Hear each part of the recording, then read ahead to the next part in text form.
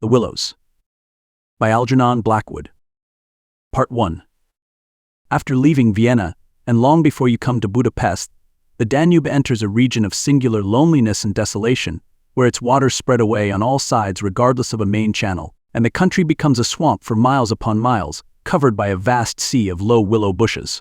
On the big maps, this deserted area is painted in a fluffy blue, growing fainter in color as it leaves the banks, and across it may be seen in large straggling letters the word Sumpf, meaning marshes.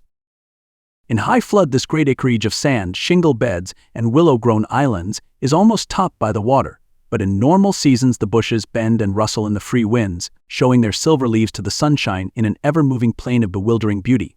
These willows never attain to the dignity of trees. They have no rigid trunks. They remain humble bushes, with rounded tops and soft outline, swaying on slender stems that answer to the least pressure of the wind, supple as grasses, and so continually shifting that they somehow give the impression that the entire plain is moving and alive, for the wind sends waves rising and falling over the whole surface, waves of leaves instead of waves of water, green swells like the sea too, until the branches turn and lift, and then silvery white as their underside turns to the sun. Happy to slip beyond the control of stern banks, the Danube here wanders about at will among the intricate network of channels intersecting the islands everywhere, with broad avenues down which the waters pour with a shouting sound, making whirlpools, eddies, and foaming rapids, tearing at the sandy banks, carrying away masses of shore and willow clumps, and forming new islands innumerable which shift daily in size and shape and possess at best an impermanent life, since the flood time obliterates their very existence. Properly speaking, this fascinating part of the river's life begins soon after leaving Pressburg, and we, in our Canadian canoe, with gypsy tent and frying pan on board, reached it on the crest of a rising flood about mid-July. That very same morning, when the sky was reddening before sunrise, we had slipped swiftly through still sleeping Vienna, leaving it a couple of hours later a mere patch of smoke against the blue hills of the Wienerwald on the horizon. We had breakfasted below fishermen under a grove of birch trees roaring in the wind, and had then swept on the tearing current past Orth, Hainburg, Petronal, the old Roman Carnuntum of Marcus Aurelius, and so under the frowning heights of Theban on a spur of the Carpathians, where the march steals in quietly from the left and the frontier is crossed between Austria and Hungary.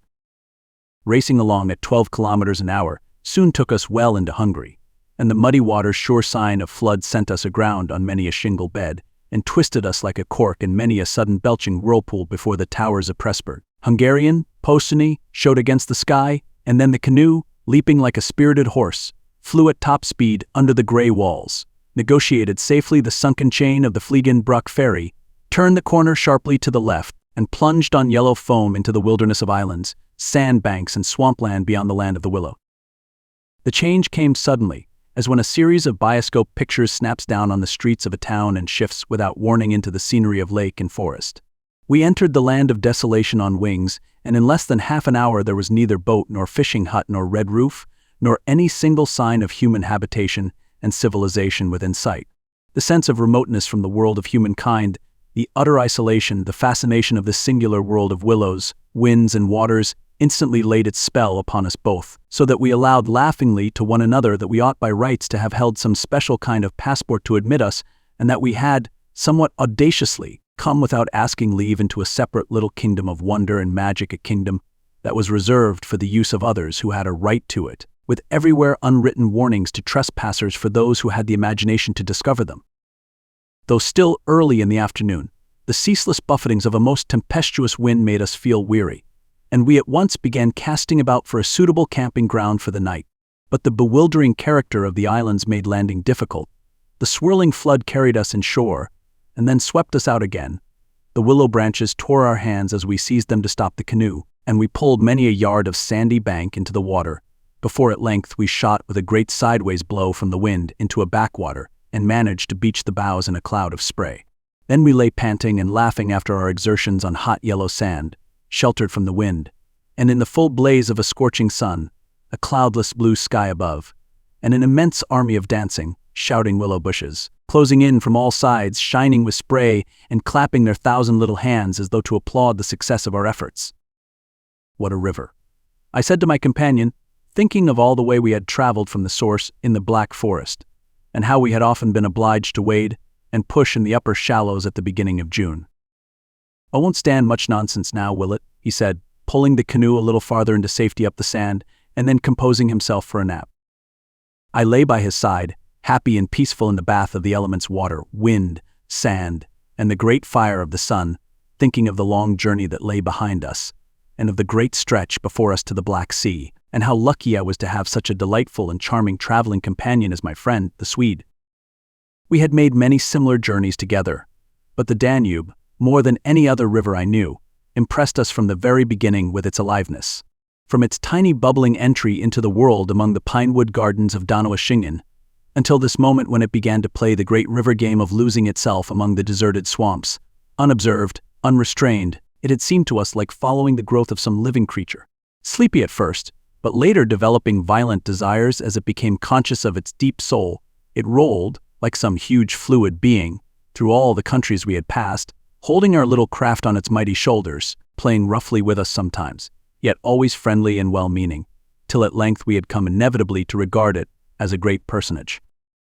How, indeed, could it be otherwise, since it told us so much of its secret life? At night we heard it singing to the moon as we lay in our tent, uttering that odd sibilant note peculiar to itself, and said to be caused by the rapid tearing of the pebbles along its bed, so great is its hurrying speed. We knew, too, the voice of its gurgling whirlpools, suddenly bubbling up on a surface previously quite calm, the roar of its shallows and swift rapids, its constant steady thundering below all mere surface sounds, and that ceaseless tearing of its icy waters at the banks, how it stood up and shouted when the rains fell flat upon its face, and how its laughter roared out when the wind blew upstream and tried to stop its growing speed. We knew all its sounds and voices, its tumblings and foamings, its unnecessary splashing against the bridges, that self-conscious chatter when there were hills to look on, the affected dignity of its speech when it passed through the little towns, far too important to laugh, and all these faint, sweet whisperings when the sun caught it fairly in some slow curve and poured down upon it till the steam rose. It was full of tricks, too, in its early life before the great world knew it. There were places in the upper reaches among the Swabian forests, when yet the first whispers of its destiny had not reached it, where it elected to disappear through holes in the ground, to appear again on the other side of the porous limestone hills, and start a new river with another name, leaving, too, so little water in its own bed that we had to climb out and wade and push the canoe through miles of shallows. And a chief pleasure, in those early days of its irresponsible youth, was to lie low, like Burr Fox, just before the little turbulent tributaries came to join it from the Alps, and to refuse to acknowledge them when in, but to run for miles side by side, the dividing line well marked, the very levels different, the Danube utterly declining to recognize the newcomer. Below Passau, however, it gave up this particular trick, for there the Inn comes in with a thundering power impossible to ignore, and so pushes and incommodes the parent river that there is hardly room for them in the long twisting gorge that follows, and the Danube is shoved this way, and that against the cliffs, and forced to hurry itself with great waves and much dashing to and fro in order to get through in time. And during the fight our canoe slipped down from its shoulder to its breast, and had the time of its life among the struggling waves. But the Inn taught the old river a lesson, and after Passau it no longer pretended to ignore new arrivals. This was many days back, of course, and since then we had come to know other aspects of the great creature, and across the Bavarian wheat plain of Straubing she wandered so slowly under the blazing June sun that we could well imagine only the surface inches were water, while below there moved, concealed as by a silken mantle, a whole army of undines passing silently and unseen down to the sea, and very leisurely too, lest they be discovered.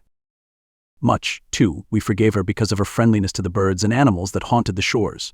Cormorants lined the banks in lonely places in rows like short black palings, gray crows crowded the shingle beds, storks stood fishing in the vistas of shallower water that opened up between the islands, and hawks, swans, and marsh birds of all sorts filled the air with glinting wings and singing, petulant cries. It was impossible to feel annoyed with the river's vagaries after seeing a deer leap with a splash into the water at sunrise and swim past the bows of the canoe, and often we saw fawns peering at us from the underbrush, or looked straight into the brown eyes of a stag as we charged full tilt round a corner and entered another reach of the river. Foxes, too, everywhere haunted the banks, tripping daintily among the driftwood and disappearing so suddenly that it was impossible to see how they managed it. But now, after leaving Pressburg, everything changed a little, and the Danube became more serious. It ceased trifling. It was halfway to the Black Sea, within scenting distance almost of other, stranger countries where no tricks would be permitted or understood. It became suddenly grown up and claimed our respect and even our awe. It broke out into three arms. For one thing, that only met again 100 kilometers farther down, and for a canoe there were no indications which one was intended to be followed. "If you take a side channel," said the Hungarian officer we met in the Pressburg shop while buying provisions, "you may find yourselves, when the flood subsides, 40 miles from anywhere, high and dry, and you may easily starve. There are no people, no farms, no fishermen. I warn you not to continue. The river, too, is still rising, and this wind will increase." The rising river did not alarm us in the least, but the matter of being left high and dry by a sudden subsidence of the waters might be serious, and we had consequently laid in an extra stock of provisions. For the rest, the officer's prophecy held true, and the wind, blowing down a perfectly clear sky, increased steadily till it reached the dignity of a westerly gale. It was earlier than usual when we camped, for the sun was a good hour or two from the horizon, and leaving my friend still asleep on the hot sand, I wandered about in desultory examination of our hotel. The island, I found, was less than an acre in extent, a mere sandy bank standing some 2 or 3 feet above the level of the river. The far end, pointing into the sunset, was covered with flying spray which the tremendous wind drove off the crests of the broken waves. It was triangular in shape, with the apex upstream. I stood there for several minutes, watching the impetuous crimson flood bearing down with a shouting roar, dashing in waves against the bank as though to sweep it bodily away, and then swirling by in 2 foaming streams on either side. The ground seemed to shake with the shock and rush, while the furious movement of the willow bushes as the wind poured over them increased the curious illusion that the island itself actually moved. Above, for a mile or two, I could see the great river descending upon me.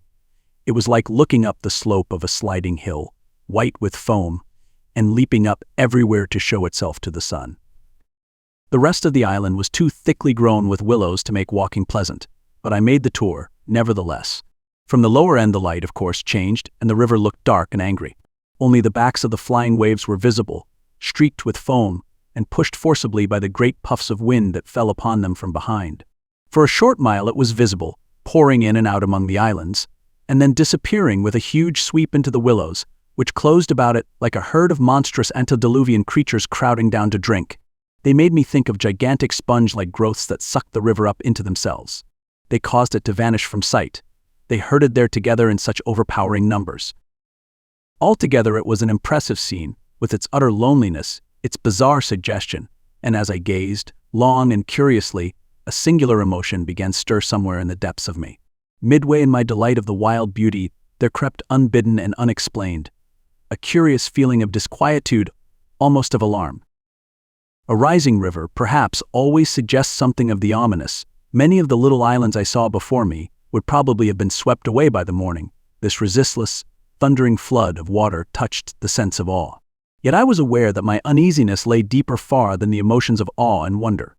It was not that I felt, nor had it directly to do with the power of the driving wind, the shouting hurricane that might almost carry up a few acres of willows into the air and scatter them like so much chaff over the landscape. The wind was simply enjoying itself, for nothing rose out of the flat landscape to stop it, and I was conscious of sharing its great game with a kind of pleasurable excitement. Yet this novel emotion had nothing to do with the wind. Indeed, so vague was the sense of distress I experienced, that it was impossible to trace it to its source and deal with it accordingly, though I was aware somehow that it had to do with my realization of our utter insignificance before this unrestrained power of the elements about me. The huge grown river had something to do with it too, a vague, unpleasant idea that we had somehow trifled with these great elemental forces in whose power we lay helpless every hour of the day and night. For here, indeed, they were gigantically at play together, and the sight appealed to the imagination. But my emotion, so far as I could understand it, seemed to attach itself more particularly to the willow bushes, to these acres and acres of willows crowding, so thickly growing there, swarming everywhere the eye could reach, pressing upon the river as though to suffocate it, standing in dense array mile after mile beneath the sky, watching, waiting, listening. And apart quite from the elements, the willows connected themselves subtly with my malaise, attacking the mind insidiously somehow by reason of their vast numbers, and contriving in some way or other to represent to the imagination a new and mighty power, a power, moreover, not altogether friendly to us. Great revelations of nature, of course, never fail to impress in one way or another, and I was no stranger to moods of the kind. Mountains overawe and oceans terrify, while the mystery of great forests exercises a spell peculiarly its own. But all these, at one point or another, somewhere link on intimately with human life and human experience. They stir comprehensible, even if alarming, emotions. They tend on the whole to exalt. With this multitude of willows, however, it was something far different, I felt. Some essence emanated from them that besieged the heart. A sense of awe awakened, true, but of awe touched somewhere by a vague terror. Their serried ranks growing everywhere darker about me as the shadows deepened, moving furiously yet softly in the wind, woke in me the curious and unwelcome suggestion that we had trespassed here upon the borders of an alien world, a world where we were intruders, a world where we were not wanted or invited to remain, where we ran grave risks perhaps. The feeling, however, though it refused to yield its meaning entirely to analysis, did not at the time trouble me by passing into menace. Yet it never left me quite, even during the very practical business of putting up the tent in a hurricane of wind and building a fire for the stew pot. It remained just enough to bother and perplex, and to rob a most delightful camping ground of a good portion of its charm. To my companion, however, I said nothing, for he was a man I considered devoid of imagination. In the first place, I could never have explained to him what I meant, and in the second, he would have laughed stupidly at me if I had. There was a slight depression in the center of the island, and here we pitched the tent. The surrounding willows broke the wind a bit. A poor camp, observed the imperturbable Swede when at last the tent stood upright, no stones and precious little firewood. I'm for moving on early tomorrow, eh? This sand won't hold anything. But the experience of a collapsing tent at midnight had taught us many devices, and we made the cozy gypsy house as safe as possible, and then set about collecting a store of wood to last till bedtime. Willow bushes dropped no branches, and driftwood was our only source of supply. We hunted the shores pretty thoroughly. Everywhere the banks were crumbling as the rising flood tore at them and carried away great portions with a splash and a gurgle. "The island's much smaller than when we landed," said the accurate Swede. "It won't last long at this rate. We'd better drag the canoe close to the tent, and be ready to start at a moment's notice. I shall sleep in my clothes." He was a little distance off, climbing along the bank, and I heard his rather jolly laugh as he spoke. "By Jove!" I heard him call, a moment later, and turned to see what had caused his exclamation, but for the moment he was hidden by the willows, and I could not find him. "What in the world's this?" I heard him cry again, and this time his voice had become serious. I ran up quickly and joined him on the bank. He was looking over the river, pointing at something in the water. "Good heavens, it's a man's body," he cried excitedly. "Look!" A black thing, turning over and over in the foaming waves, swept rapidly past. It kept disappearing and coming up to the surface again. It was about 20 feet from the shore, and just as it was opposite to where we stood, it lurched round and looked straight at us. We saw its eyes reflecting the sunset and gleaming an odd yellow as the body turned over. Then it gave a swift, gulping plunge and dived out of sight in a flash. "An otter, by gad," we exclaimed in the same breath, laughing. It was an otter alive and out on the hunt, yet it had looked exactly like the body of a drowned man turning helplessly in the current. Far below it came to the surface once again, and we saw its black skin wet and shining in the sunlight. Then, too, just as we turned back, our arms full of driftwood, another thing happened to recall us to the river bank. This time it really was a man, and what was more, a man in a boat. Now, a small boat on the Danube was an unusual sight at any time, but here in this deserted region, and at flood time, it was so unexpected as to constitute a real event. We stood and stared. Whether it was due to the slanting sunlight or the refraction from the wonderfully illumined water, I cannot say, but whatever the cause, I found it difficult to focus my sight properly upon the flying apparition. It seemed, however, to be a man standing upright in a sort of flat-bottomed boat, steering with a long oar, and being carried down the opposite shore at a tremendous pace. He apparently was looking across in our direction, but the distance was too great and the light too uncertain for us to make out very plainly what he was about. It seemed to me that he was gesticulating and making signs at us. His voice came across the water to us, shouting something furiously, but the wind drowned it so that no single word was audible. There was something curious about the whole appearance, man, boat, signs, voice, that made an impression on me out of all proportion to its cause. "He's crossing himself," I cried. "Look, he's making the sign of the cross."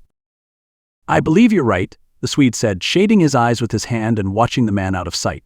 He seemed to be gone in a moment, melting away down there into the sea of willows, where the sun caught them in the bend of the river and turned them into a great crimson wall of beauty. Mist, too, had begun to rise, so that the air was hazy. But what in the world is he doing at nightfall on this flooded river? I said, half to myself. Where is he going at such a time, and what did he mean by his signs and shouting? Do you think he wished to warn us about something? He saw our smoke, and thought we were spirits probably, laughed my companion. These Hungarians believe in all sorts of rubbish. You remember the shopwoman at Pressburg warning us that no one ever landed here, because it belonged to some sort of beings outside man's world. I suppose they believe in fairies and elementals, possibly demons too. That peasant in the boat saw people on the islands for the first time in his life, he added, after a slight pause. And it scared him, that's all. The Swede's tone of voice was not convincing, and his manner lacked something that was usually there. I noted the change instantly while he talked, though without being able to label it precisely. If they had enough imagination, I laughed loudly. I remember trying to make as much noise as I could. They might well people a place like this with the old gods of antiquity. The Romans must have haunted all this region more or less with their shrines and sacred groves and elemental deities. The subject dropped, and we returned to our stew pot, for my friend was not given to imaginative conversation as a rule.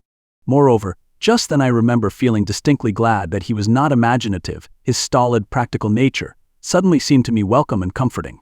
It was an admirable temperament, I felt. He could steer down rapids like a red Indian, shoot dangerous bridges and whirlpools better than any white man I ever saw in a canoe.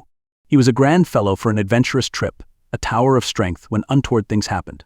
I looked at his strong face and light curly hair as he staggered along under his pile of driftwood, twice the size of mine, and I experienced a feeling of relief.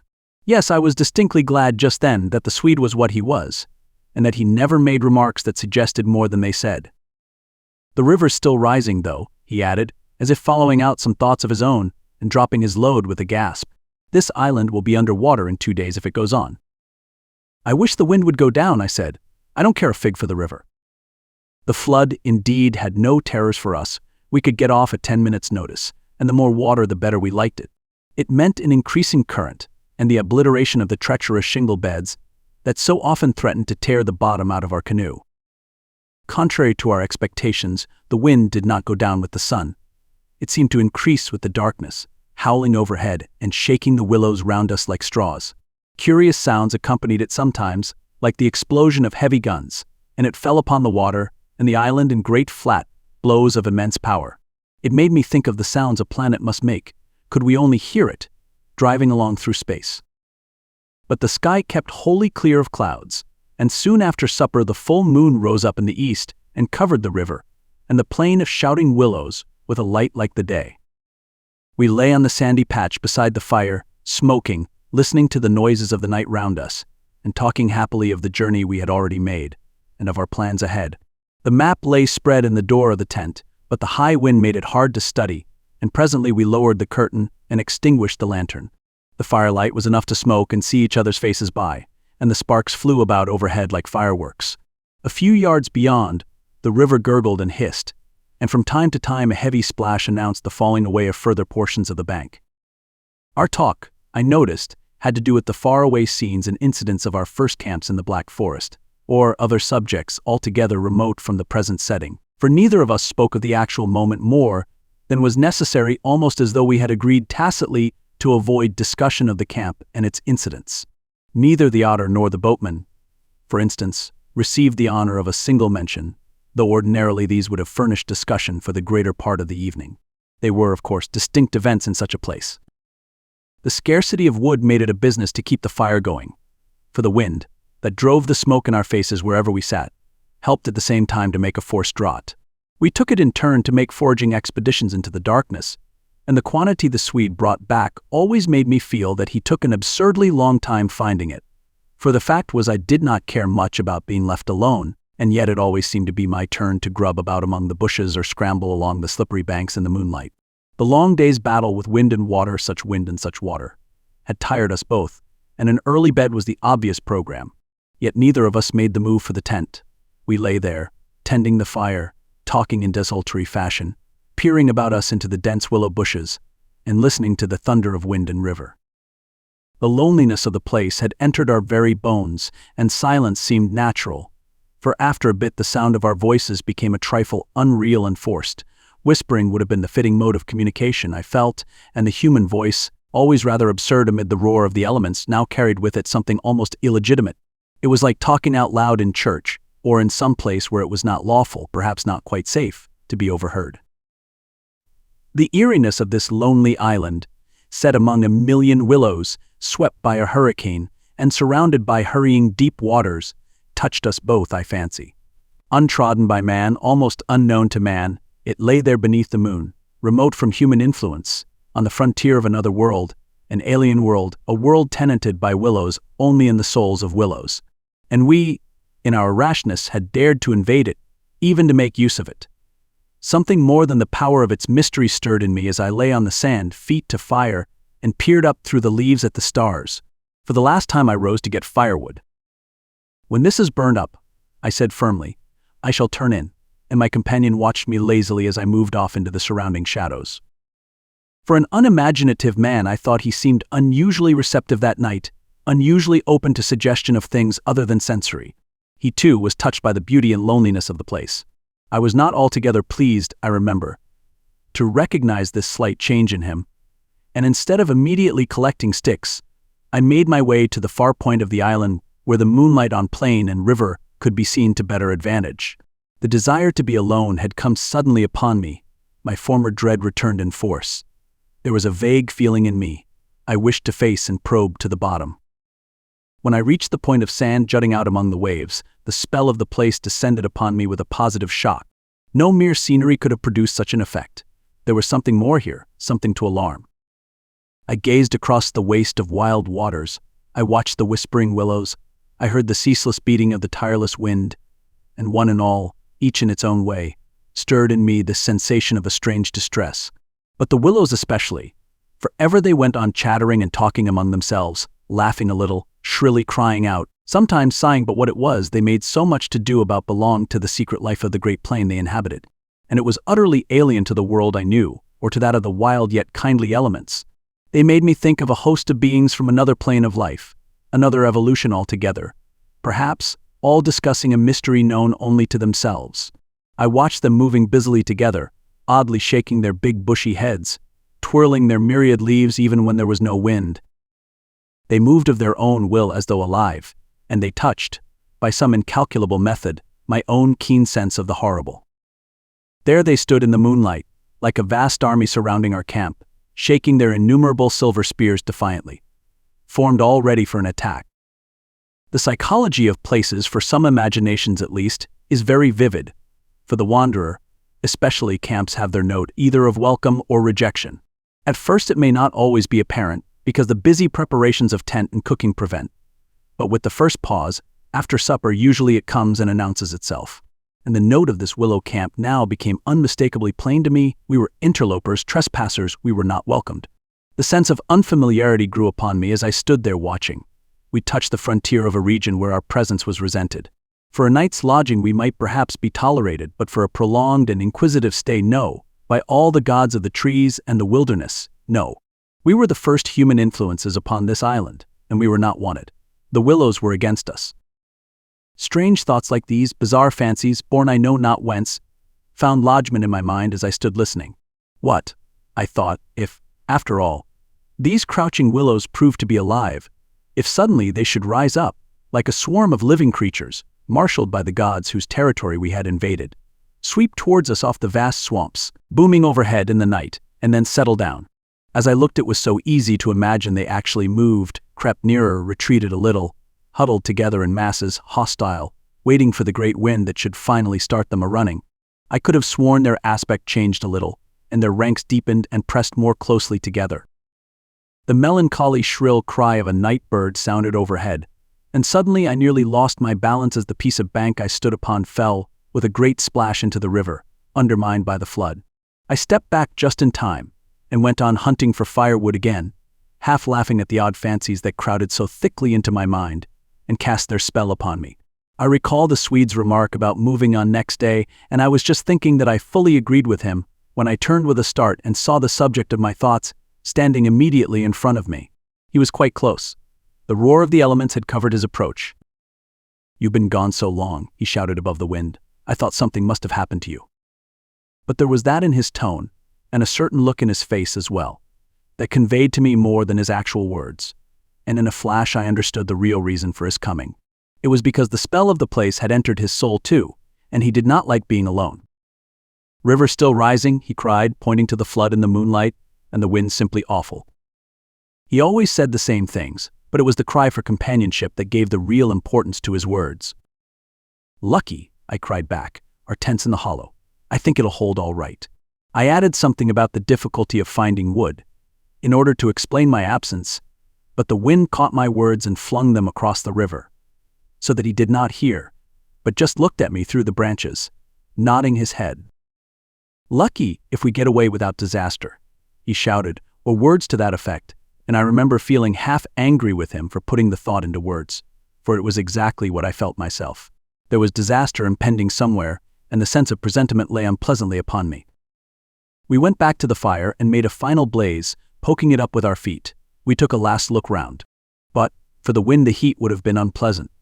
I put this thought into words, and I remember my friend's reply struck me oddly, that he would rather have the heat, the ordinary July weather, than this diabolical wind. Everything was snug for the night. The canoe lying turned over beside the tent, with both yellow paddles beneath her, the provision sack hanging from a willow stem, and the washed-up dishes removed to a safe distance from the fire, all ready for the morning meal. We smothered the embers of the fire with sand, and then turned in. The flap of the tent door was up, and I saw the branches and the stars and the white moonlight. The shaking willows and the heavy buffetings of the wind against our taut little house were the last things I remembered as sleep came down and covered all with its soft and delicious forgetfulness. Part 2. Part 2.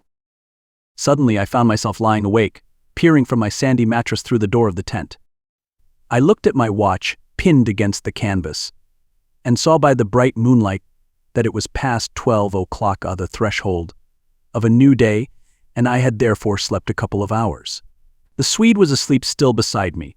The wind howled as before something plucked at my heart and made me feel afraid. There was a sense of disturbance in my immediate neighborhood. I sat up quickly and looked out. The trees were swaying violently to and fro as the gusts smote them, but our little bit of green canvas lay snugly safe in the hollow, for the wind passed over it without meeting enough resistance to make it vicious. The feeling of disquietude did not pass, however, and I crawled quietly out of the tent to see if our belongings were safe. I moved carefully so as not to waken my companion. A curious excitement was on me. I was halfway out, kneeling on all fours, when my eye first took in that the tops of the bushes opposite, with their moving tracery of leaves, made shapes against the sky. I sat back on my haunches and stared. It was incredible, surely, but there, opposite and slightly above me, were shapes of some indeterminate sort among the willows, and as the branches swayed in the wind they seemed to group themselves about these shapes, forming a series of monstrous outlines that shifted rapidly beneath the moon. Close, about 50 feet in front of me, I saw these things. My first instinct was to waken my companion that he too might see them, but something made me hesitate the sudden realization, probably that I should not welcome corroboration, and meanwhile I crouched there staring in amazement with smarting eyes. I was wide awake. I remember saying to myself that I was not dreaming. They first became properly visible, these huge figures, just within the tops of the bushes, immense bronze-colored, moving, and wholly independent of the swaying of the branches. I saw them plainly and noted, now I came to examine them more calmly, that they were very much larger than human, and indeed that something in their appearance proclaimed them to be not human at all. Certainly they were not merely the moving tracery of the branches against the moonlight. They shifted independently. They rose upwards in a continuous stream from earth to sky, vanishing utterly as soon as they reached the dark of the sky. They were interlaced one with another, making a great column, and I saw their limbs and huge bodies melting in and out of each other, forming this serpentine line that bent and swayed and twisted spirally with the contortions of the wind-tossed trees. They were nude, fluid shapes, passing up the bushes, within the leaves, almost rising up in a living column into the heavens. Their faces I never could see. Unceasingly they poured upwards, swaying in great bending curves, with a hue of dull bronze upon their skins. I stared, trying to force every atom of vision from my eyes. For a long time I thought they must every moment disappear and resolve themselves into the movements of the branches and prove to be an optical illusion. I searched everywhere, for proof of reality, when all the while I understood quite well that the standard of reality had changed. For the longer I looked, the more certain I became that these figures were real and living, though perhaps not according to the standards that the camera and the biologist would insist upon. Far from feeling fear, I was possessed with a sense of awe and wonder such as I have never known. I seemed to be gazing at the personified elemental forces of this haunted and primeval region. Our intrusion had stirred the powers of the place into activity. It was we who were the cause of the disturbance, and my brain filled to bursting with stories and legends of the spirits and deities of places that have been acknowledged and worshipped by men in all ages of the world's history. But before I could arrive at any possible explanation, something impelled me to go farther out, and I crept forward onto the sand and stood upright. I felt the ground still warm under my bare feet. The wind tore at my hair and face, and the sound of the river burst upon my ears with a sudden roar. These things I knew were real and proved that my senses were acting normally. Yet the figures still rose from earth to heaven, silent, majestically, in a great spiral of grace and strength that overwhelmed me at length with a genuine deep emotion of worship. I felt that I must fall down and worship, absolutely worship. Perhaps in another minute I might have done so, when a gust of wind swept against me with such force that it blew me sideways, and I nearly stumbled and fell. It seemed to shake the dream violently out of me. At least it gave me another point of view somehow. The figures still remained, still ascended into heaven from the heart of the night, but my reason at last began to assert itself. It must be a subjective experience, I argued, none the less real for that, but still subjective. The moonlight and the branches combined to work out these pictures upon the mirror of my imagination, and for some reason I projected them outwards and made them appear objective. I knew this must be the case, of course. I was the subject of a vivid and interesting hallucination. I took courage and began to move forward across the open patches of sand. By Jove, though, was it all hallucination? Was it merely subjective? Did not my reason argue in the old feudal way from the little standard of the known? I only know that great column of figures ascended darkly into the sky for what seemed a very long period of time, and with a very complete measure of reality as most men are accustomed to gauge reality. Then suddenly they were gone. And once they were gone and the immediate wonder of their great presence had passed, fear came down upon me with a cold rush. The esoteric meaning of this lonely and haunted region suddenly flamed up within me, and I began to tremble dreadfully. I took a quick look round, a look of horror that came near to panic, calculating vainly ways of escape, and then, realizing how helpless I was to achieve anything really effective, I crept back silently into the tent and lay down again upon my sandy mattress, first lowering the door curtain to shut out the sight of the willows in the moonlight, and then burying my head as deeply as possible beneath the blankets to deaden the sound of the terrifying wind. Part 3. As though further to convince me that I had not been dreaming, I remember that it was a long time before I fell again into a troubled and restless sleep, and even then only the upper crust of me slept, and underneath there was something that never quite lost consciousness, but lay alert and on the watch. But this second time I jumped up with a genuine start of terror. It was neither the wind nor the river that woke me, but the slow approach of something that caused the sleeping portion of me to grow smaller and smaller, till at last it vanished altogether, and I found myself sitting bolt upright listening. Outside there was a sound of multitudinous little patterings. They had been coming, I was aware, for a long time, and in my sleep they had first become audible. I sat there nervously wide awake as though I had not slept at all. It seemed to me that my breathing came with difficulty, and that there was a great weight upon the surface of my body. In spite of the hot night, I felt clammy with cold and shivered. Something surely was pressing steadily against the sides of the tent and weighing down upon it from above. Was it the body of the wind? Was this the pattering rain, the dripping of the leaves? The spray blown from the river by the wind and gathering in big drops. I thought quickly of a dozen things. Then suddenly the explanation leaped into my mind. A bough from the poplar, the only large tree on the island, had fallen with the wind. Still half caught by the other branches, it would fall with the next gust and crush us. And meanwhile its leaves brushed and tapped upon the tight canvas surface of the tent. I raised the loose flap and rushed out, calling to the Swede to follow. But when I got out and stood upright, I saw that the tent was free. There was no hanging bough, there was no rain or spray, nothing approached. A cold gray light filtered down through the bushes and lay on the faintly gleaming sand. Stars still crowded the sky directly overhead, and the wind howled magnificently, but the fire no longer gave out any glow, and I saw the east reddening in streaks through the trees. Several hours must have passed since I stood there before, watching the ascending figures, and the memory of it now came back to me horribly, like an evil dream. Oh, how tired it made me feel, that ceaseless raging wind. Yet, though the deep lassitude of a sleepless night was on me, my nerves were tingling with the activity of an equally tireless apprehension, and all idea of repose was out of the question. The river I saw had risen further. Its thunder filled the air, and a fine spray made itself felt through my thin sleeping shirt. Yet nowhere did I discover the slightest evidences of anything to cause alarm. This deep, prolonged disturbance in my heart remained wholly unaccounted for. My companion had not stirred when I called him, and there was no need to waken him now. I looked about me carefully, noting everything: the turned-over canoe, the yellow paddles, 2 of them, I'm certain, the provision sack and the extra lantern hanging together from the tree, and crowding everywhere about me, enveloping all, the willows, those endless shaking willows. A bird uttered its morning cry, and a string of duck passed with whirring flight overhead in the twilight. The sand whirled, dry and stinging, about my bare feet in the wind. I walked round the tent, and then went out a little way into the bush, so that I could see across the river to the farther landscape, and the same profound yet indefinable emotion of distress seized upon me again, as I saw the interminable sea of bushes stretching to the horizon, looking ghostly and unreal in the wan light of dawn. I walked softly here and there, still puzzling over that odd sound of infinite pattering and of that pressure upon the tent that had wakened me.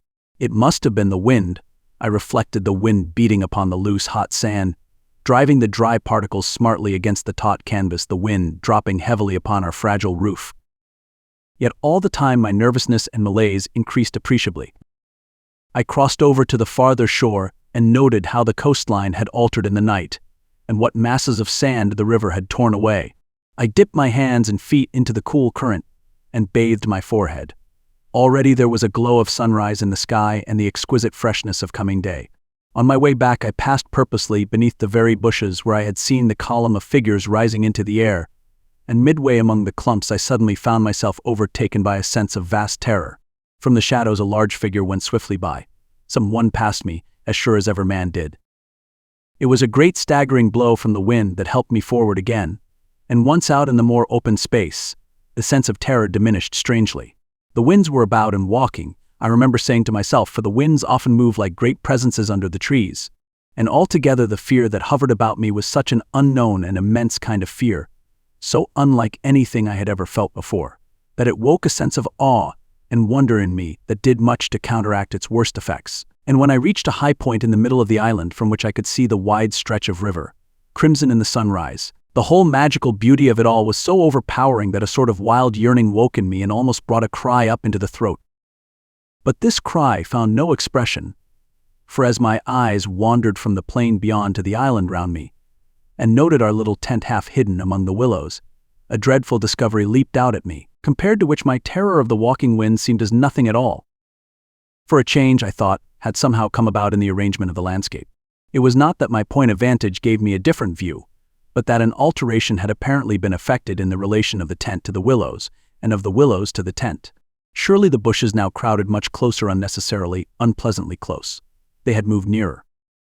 Creeping with silent feet over the shifting sands, drawing imperceptibly nearer by soft, unhurried movements, the willows had come closer during the night. But had the wind moved them, or had they moved of themselves? I recalled the sound of infinite small patterings and the pressure upon the tent, and upon my own heart that caused me to wake in terror. I swayed for a moment in the wind like a tree, finding it hard to keep my upright position on the sandy hillock. There was a suggestion here of personal agency, of deliberate intention, of aggressive hostility, and it terrified me into a sort of rigidity. Then the reaction followed quickly. The idea was so bizarre, so absurd, that I felt inclined to laugh. But the laughter came no more readily than the cry, for the knowledge that my mind was so receptive to such dangerous imaginings brought the additional terror, that it was through our minds, and not through our physical bodies, that the attack would come, and was coming. The wind buffeted me about, and, very quickly it seemed, the sun came up over the horizon, for it was after 4 o'clock, and I must have stood on that little pinnacle of sand longer than I knew, afraid to come down at close quarters with the willows. I returned quietly, creepily, to the tent, first taking another exhaustive look round, and yes, I confess it, making a few measurements. I paced out on the warm sand the distances between the willows and the tent, making a note of the shortest distance particularly. I crawled stealthily into my blankets, my companion to all appearances still slept soundly, and I was glad that this was so. Provided my experiences were not corroborated, I could find strength somehow to deny them, perhaps. With the daylight, I could persuade myself that it was all a subjective hallucination, a fantasy of the night, a projection of the excited imagination. Nothing further came to disturb me, and I fell asleep almost at once, utterly exhausted, yet still in dread of hearing again that weird sound of multitudinous pattering, or of feeling the pressure upon my heart that had made it difficult to breathe. This concludes the first part, of 2 total, of The Willows, by Algernon Blackwood, produced by Best Audiobooks for free.